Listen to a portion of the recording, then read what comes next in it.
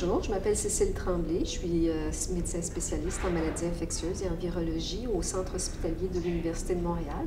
Je dirige la cohorte canadienne des progresseurs lents qui sont VIH positifs avec ma collègue Nicole Bernard de McGill.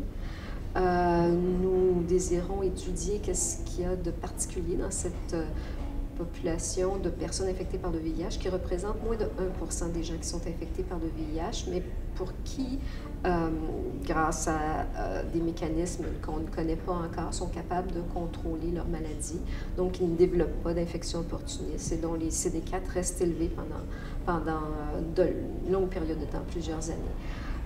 C'est une population qui est intrigante parce qu'on ne connaît pas les mécanismes, mais on espère, en faisant des études poussées au niveau de leur système immunitaire, au niveau de leur génétique, au niveau du virus qui les infecte, on essaie de trouver des patterns qui nous permettraient finalement d'appliquer ceci soit pour développer des vaccins qui seraient plus efficaces pour des vaccins thérapeutiques ou même des vaccins prophylaxiques, en essayant de mimer ce que ces individus-là sont capables de faire naturellement grâce à leur propre système. C'est donc un groupe de patients très important à étudier. Et ce qu'on va apprendre va nous permettre finalement d'être probablement de pouvoir arriver, ce qu'on espère, à une guérison de l'infection VIH. On parle beaucoup présentement d'éradication du virus, de la cure, donc de la guérison. Alors on peut avoir différentes façons d'interpréter qu'est-ce que c'est la guérison. Ça peut être de se débarrasser complètement du virus, et puis il y a plusieurs groupes qui essaient de trouver des stratégies qui vont permettre de faire cela.